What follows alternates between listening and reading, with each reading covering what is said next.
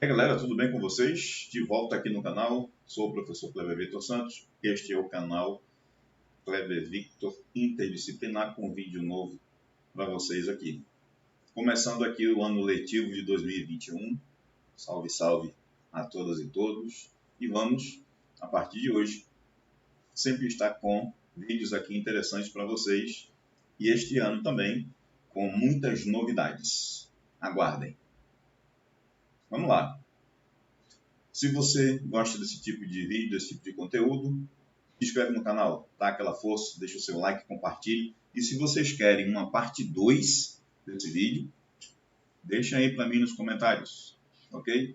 Aproveita, se inscreve, compartilha, deixa o seu like, que para nós é muito importante. O YouTube reconhece e traz para você conteúdo de qualidade. Se você deixa o seu like, se você deixa o seu comentário, a ferramenta, a plataforma reconhece que é importante e manda os vídeos para vocês. Ok? Feito esse protocolo inicial, vamos para o nosso tema de hoje, que é o chamado reino protista. Vamos lá.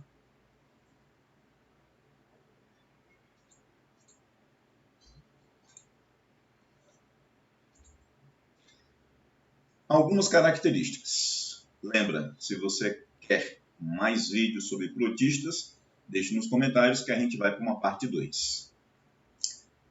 Entre as características, nós temos organismos unicelulares ou multicelulares. Ou seja, vamos traduzir para vocês, organismos que têm uma célula só ou organismos que têm várias células, também conhecidos como pluricelulares. Eucariontes significa dizer que eles têm um núcleo organizado que fica delimitado num espaço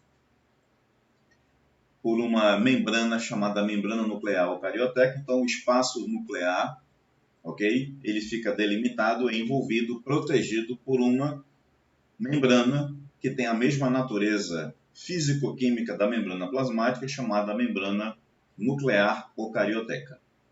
Eu é um prefixo para verdadeiro. Então, eucarionte, portador de uma carioteca, portador de um núcleo organizado, ok?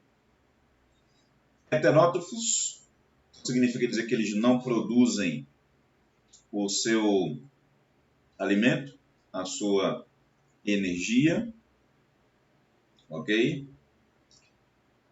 Tem um asterisco aí a respeito de heterótrofos, por quê? Lembra, alga vai estar incluída aqui no pacote, nesse grupo, chamados de protistas. E algas são seres autótrofos, ou seja, produzem a sua energia, produzem o seu alimento a partir de reações como, por exemplo, a fotossíntese. Mas a gente vai discutir isso um pouco à frente. Tem digestão intracelular, significa dizer que a digestão, o processo digestivo acontece dentro da célula. Mas e as algas? Daqui a pouco eu chego lá. Vida livre, tem uma vida, um metabolismo próprio. Vida livre significa isso, tem um metabolismo próprio, portanto são independentes dos outros para sobreviver, ou, ao contrário, não tem metabolismo próprio e por isso dependem de outros para a sua sobrevivência, o que nós chamamos de vida parasitária ou parasita. Ok? Alguns representantes, nós temos aí, como vocês estão vendo aí, protozoários como a ameba, o paramécio e a giardia, certas algas unicelulares como euglenófitas, pirrófitas e crisófitas. Ok? As algas protistas, presta atenção nisso. Lembra? Eu falei que ia comentar esse asterisco aqui, esse ponto aí. Elas podem ser unicelulares ou multicelulares. Mas, Kleber, você acabou de dizer que algumas são unicelulares. Está aí a explicação. Existe dentro desse mesmo reino o que a gente chama de não possuir categoria taxonômica rígida. O que é não ter categoria taxonômica rígida? É admitir, por exemplo, que dentro desse mesmo taxa, desse mesmo taxon, deste mesmo grupo, dessa organização por características semelhantes, por aspectos que são afins, inclusive não apenas anatômicos, físicos, mas geneticamente falando, admitir que há espécies multicelulares dentro desse mesmo grupo. É uma característica que nós chamamos hoje de não ter categoria taxonômica rígida. Habitam os mares, os lagos, os rios e ambientes terrestres úmidos. São consideradas a base da cadeia alimentar, formam o que nós chamamos de fitoplâncton. Só um minuto.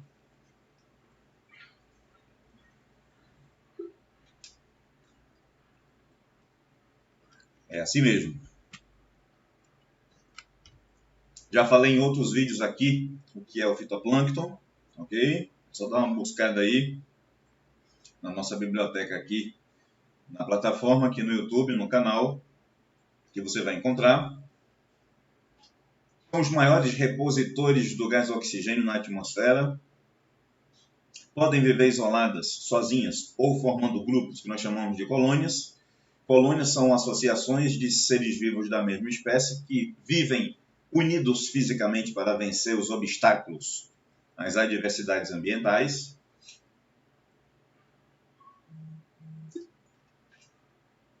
A gente chama isso de colônia. Ok? Antigamente eram classificados como pertencentes ao reino metáfita, reino vegetal, reino plante, reino plantae, como você queira chamar. Ok? Hoje estão fora desse reino, fora desse grupo. Existe aqui um fenômeno interessante entre vários. Lembra, se você quer que a gente aprofunde alguns temas aqui, é só deixar no comentário que a gente vai para uma parte 2. Maré vermelha, vamos entender. A superpopulação de um grupo específico de protistas chamado de dinoflagellata provoca esse fenômeno conhecido como maré vermelha. Nesta circunstância, a grande quantidade de substâncias tóxicas eliminadas na água por esses protistas vai provocar uma mortandade de peixes, de crustáceos, de tartarugas, de focas, de todos aqueles seres que estiverem habitando ou coabitando nesta água, nesta situação. E a gente tem aqui duas imagens para que você tenha uma noção do que acontece. Então, Kleber, quer dizer que esse fenômeno ele é visível a olho nu, ele é perceptível? Vocês estão acabando de ver que sim. Ok? Então, os profissionais que trabalham com pesca, ok? Os profissionais que trabalham nas águas, a própria Marinha, né, que é uma das Forças Armadas, ela sabe sim, ela reconhece sim, e também as entidades ambientais, governamentais ou não governamentais, as ONGs, elas sabem identificar sim na água quando esse fenômeno está acontecendo e mais, tem a obrigação de avisar a população para que tenha essa informação e não tenha contato com essa água e nem se alimente dos seres que estão habitando ou coabitando essa água, porque pode trazer prejuízos, inclusive a morte. Ok? É importante ter essa noção aí. Um outro grupo de algas se chama de Chrysophyta, também conhecida como Diatomáceas. E aí você consegue observar que elas têm alguns pontos interessantes e bem marcantes do grupo. Elas são muito importantes para a indústria, porque são utilizadas como abrasivo, aquilo que vem à superfície para remover materiais ou dar brilho, intensificar a cor ou aumentar o lustro, a beleza, o polimento. Então, por isso que elas são utilizadas como abrasivo, né? Como, por exemplo, cremes dentais, polidores especiais, catalisadores, antibióticos, isolantes térmicos e etc. Ok? E aí você vê nas imagens, isso é bem notável a olho nu, o movimento, não é, de proliferação das algas no ambiente, tanto em água doce, quanto em meio marinho, como também no ambiente terrestre úmido. E aí nós temos o filo Phaeophyta, são as conhecidas algas pardas, também conhecida como algas marrons ou o sargaço. Ok? Bem características e bem comuns do nosso litoral brasileiro, aqui no Nordeste em especial. Lembra, é muito conteúdo, é muita informação, e se você quiser mais detalhamentos, curte, comenta, que a gente faz uma segunda parte mais detalhada, mais específico naquilo que interessa mais a vocês. Prosseguindo, protozoários podem ser, na sua classificação, fixos ou se deslocar através de cílios, flagelos ou pseudópodes. Então, de acordo com o tipo e a presença ou não dessas organelas locomotoras, os protozoários são classificados em risópodes, flagelados, ciliados e esporozoários. Um protozoário risópode ou sarcodíneo é aquele que se locomove através de pseudópodes, ok? Flagelados ou mastigófalos são aqueles que têm a locomoção feita por flagelo, ciliados através dos cílios, e os esporozoários não apresentam estruturas locomotoras. Aí nós temos como, por exemplo, os sarcodíneos ou risópodes, que têm locomoção por pseudópode. Pseudópode é nada mais nada menos do que uma expansão da própria membrana plasmática que leva consigo uma parte do citoplasma, formando braços, dedos, mãos ou pés. Daí o prefixo pseudo, que é falso. Falso braço, falsa mão, falsos dedos, falsos pés. Tá? Ir de encontro à partícula que está no meio externo e trazer para o meio interno.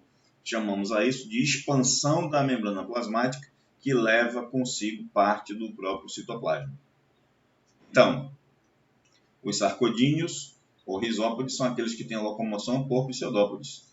Tem nutrição, logicamente, está indo capturar a partícula por fagocitose, que é o processo de englobamento de partículas sólidas. No momento em que a membrana plasmática se expande e leva consigo o citoplasma, a célula muda de lugar, ela se locomove. Ok?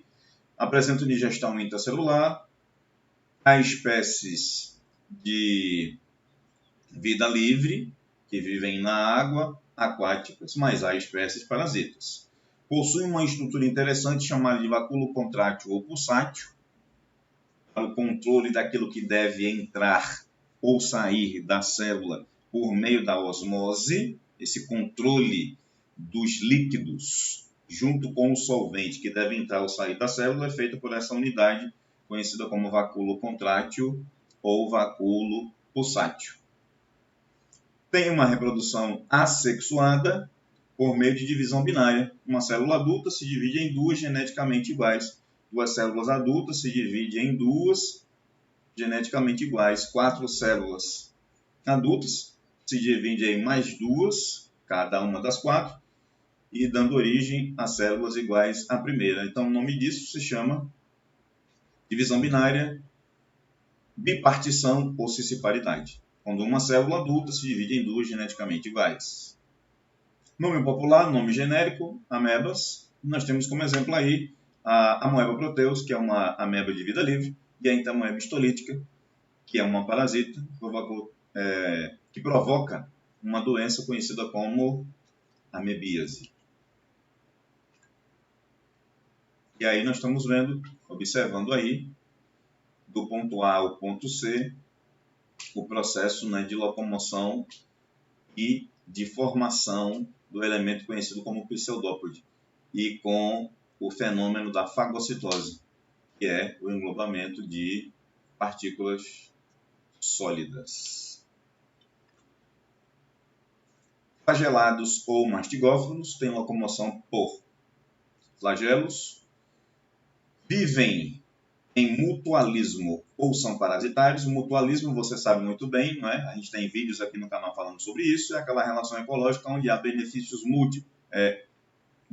mútuos para os envolvidos, sem prejuízo para nenhum deles. Tem benefício para ambos os envolvidos ou benefícios para os envolvidos sem prejuízo para eles. Digestão intracelular, ou seja, acontece dentro da célula. Reprodução assexuada por divisão binária, o mesmo que eu falei para as amebas. E tem aí como exemplo as triconífas, que são seres mutualísticos. O Trypanosoma cruzi, que é o causador da doença chamada doença de Chagas, ou doença do coração crescido, que é um parasita. A Giardia lamblia, que também é um parasita causador de uma doença intestinal chamada giardíase. A Leishmania brasiliensis, que também é parasita, também causadora, portanto, de doenças, ok?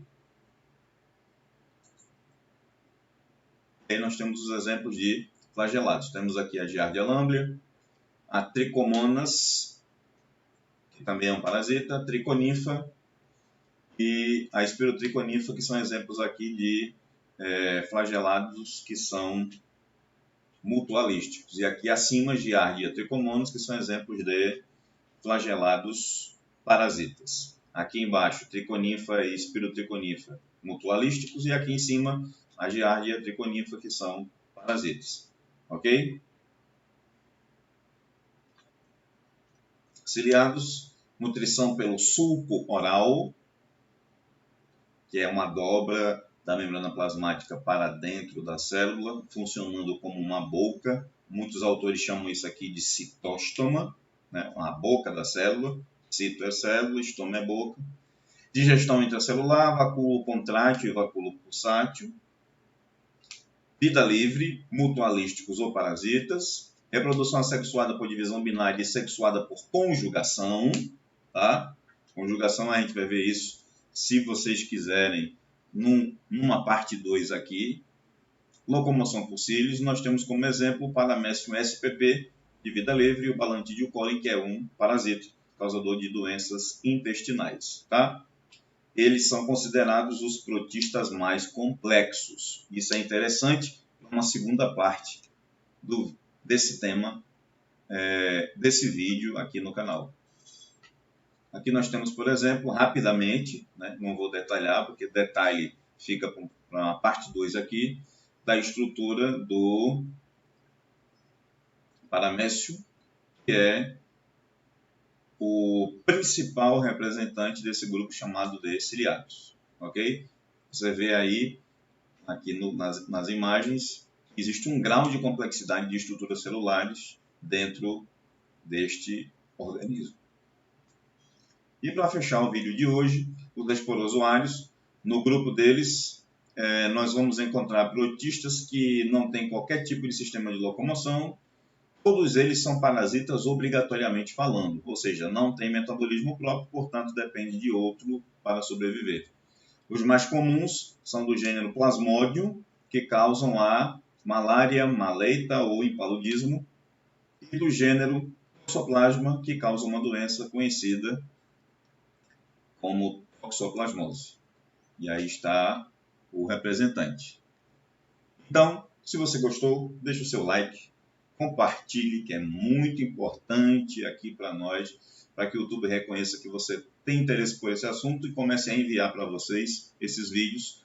Curte, deixe o seu comentário para uma parte 2, que virá com certeza, mas eu dependo dos likes de vocês e dos comentários. Se a gente chegar aqui nesse vídeo a uma meta de 150 likes, ou passar isso, a gente monta uma parte 2 falando sobre isso, ok? Se inscreva no canal Kleber Vitor Interdisciplinar, deixa o seu like, curte, compartilha nas redes sociais, para os seus amigos, ok? E até uma próxima. Tamo junto.